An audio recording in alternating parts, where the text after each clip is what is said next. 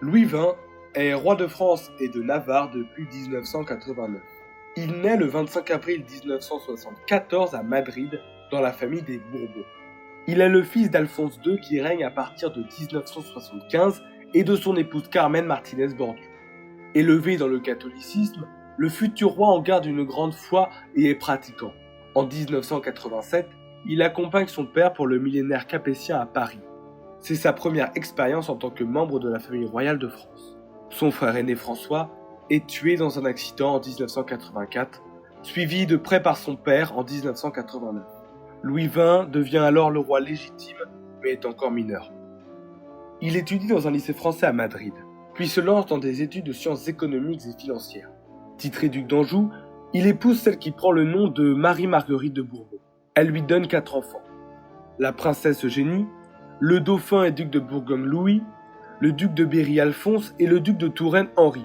Porteur de la nationalité française, il est capitaine de corvette de la réserve citoyenne de la Marine nationale et est membre de la Société des Cincinnati où il représente le roi Louis XVI.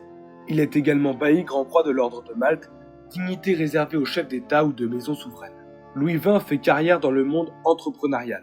Il est actuellement le vice-président de la Banco Occidental de Descuento, qui est connu pour ses œuvres de charité et ses aides aux petites entreprises. Le roi est aussi membre du Comité olympique international.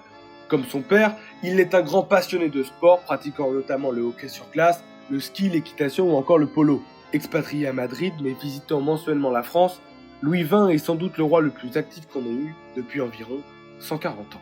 Chaque année, en janvier, il se rend à Paris pour y présider la messe en hommage de Louis XVI.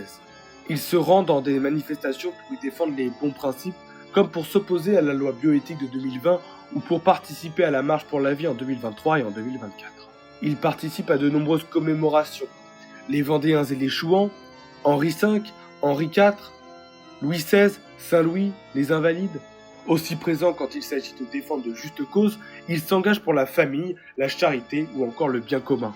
Il entre parfois en contact avec les autorités laïques, comme lors de la redécouverte de la tête d'Henri IV en 2010, ou alors en 2019 avec le président de la Moldavie.